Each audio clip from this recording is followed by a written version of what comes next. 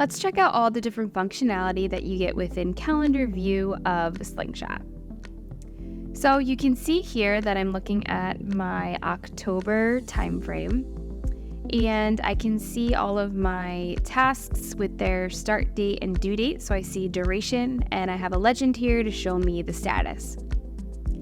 If I come up here to my settings, I have different options such as my zoom level, where I can look at things by the week or by the day.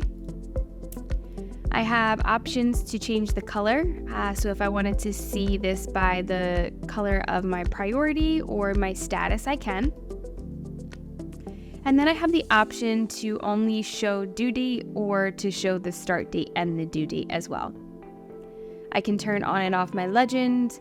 I can turn on and off my weekends, as well as the week numbers of the year.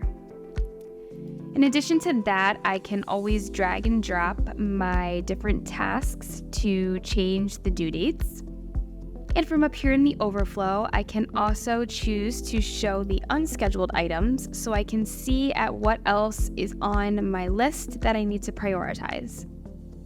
I can then take these items and I can drag and drop them right onto my calendar so that while I'm looking at my tasks in the view of a calendar, I can easily reallocate and allocate existing things that I need to into my schedule.